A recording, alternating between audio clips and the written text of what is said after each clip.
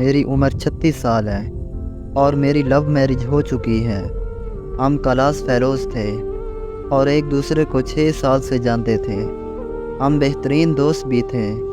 دوران تعلیم ہی ہم نے فیصلہ کر لیا تھا کہ میرے شوہر کی جاب میں سیٹل ہونے کے بعد گھر والوں کی رضامندی سے ہم شادی کر لیں گے۔ میرے شوہر کی جاب کے بعد ہمارے گھر والے ملے اور ہماری شادی ہو گئی۔ اللہ نے ہمیں ایک بیٹے سے نوازا۔ میرا بیٹا بہت خوبصورت تھا۔ مجھے کالج کے زمانے سے ہی اندازہ تھا کہ میرے شوہر کا مزاج تیز ہے۔ انہیں غصہ بہت جلد آ جاتا ہے، لیکن ساتھ رہنے پر اندازہ ہوا کہ جب بھی انہیں غصہ آتا ہے ہمارا ہمیشہ جھگڑا ہو جاتا ہے۔ مجھے یہ فیل ہوتا تھا کہ مجھے کنٹرول کرنے کی کوشش کرتے ہیں۔ جب بھی جھگڑا زیادہ ہوتا تو میں اپنے بچوں کو لے کر میکے چلی جاتی تھی۔ میرے میکے والے مجھے سہارا دیتے اور مجھے تسلیاں دیتے کہ اس نے کیا تمہیں لاوارث سمجھ رکھا ہے۔ میری بہنیں فون پر میرے شوہر کو خوب سناتی۔ بہرحال صلح صفائی ہو جاتی اور میں گھر واپس آ جاتی۔ لیکن یہ بات ہم دونوں جانتے تھے کہ ہم دونوں ایک دوسرے سے بہت پیار کرتے ہیں اور میں اپنے شوہر کو کبھی بھی نہیں چھوڑنا چاہتی تھی۔ لیکن ہر جھگڑے کے دوران انہیں یہ ضرور کہتی تھی کہ اگر مجھے چھوڑنا ہے تو چھوڑ دیں۔ مجھے علم ہے کہ یہ سب میں صرف اپنی انا کو بلند کرنے کے لیے کہتی تھی۔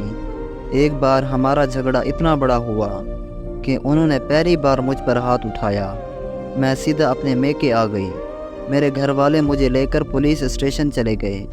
میرے شوہر اریسٹ ہو گئے۔ سسرال والوں نے مجھے کیس واپس لینے کے لیے کہا۔ میرے شوہر نے مجھ سے معافی مانگی اور کہا کہ آئندہ یہ سب نہیں ہوگا۔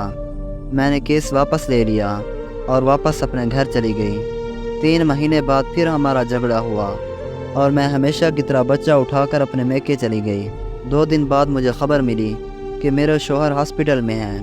میرے گھر والوں نے مجھے مشورہ دیا مجھے انہیں دیکھنے جانے کی کوئی ضرورت نہیں، بلکہ میرے بہنوں کا کہنا تھا یہ سب ڈرامہ ہے۔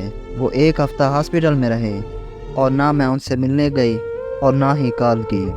کچھ دنوں بعد مجھے طلاق کے کاغذ ملے۔ مجھے طلاق نہیں چاہیے تھی۔ مجھے اپنے شوہر سے محبت تھی۔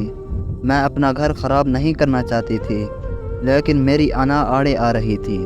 مجھے لگا کہ طلاق منع کر کے میں نیچے ہو جاؤں گی۔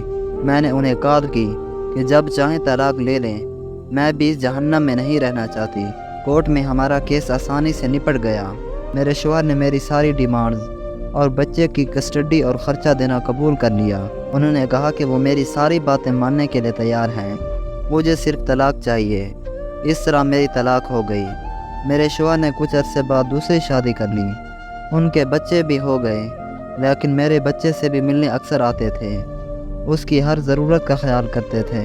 بچے کا خرچہ بھی مجھے پابندی سے ملتا تھا، بلکہ میرا گزارا بھی انہی پیسوں میں ہوتا تھا۔ میں اپنے بچے کے ساتھ مائکے میں رہتی ہوں۔ میری وہ بہنیں جو خود فون کر کے میرے شوہر کو باتیں سنایا کرتی تھی، وہ مجھے الزام دیتی ہیں۔ مجھے اب احساس ہوتا ہے کہ میں اپنی شادی بچا سکتی تھی اگر میں ہر بات میں ان دوسروں کو شامل نہ کیا ہوتا، تو کبھی کبھی ہماری خیر خواہی ہمیں ڈبو دیتی ہے۔ ابھی بھی میں یہ نہیں کہہ رہی کہ میرے شوہر یا میری غلطی نہیں تھی، لیکن ہمارے جھگڑے اتنے بڑے نہیں تھے کہ جن کی وجہ سے طلاق لے لی جاتی۔ یہ میری درخواست ہے سارے بہن بھائیوں سے، جہاں تک ہو سکے اپنے معاملے خود نپٹائیں۔ آپ کا خود سے بڑھ کر کوئی خیر خواہ نہیں ہے۔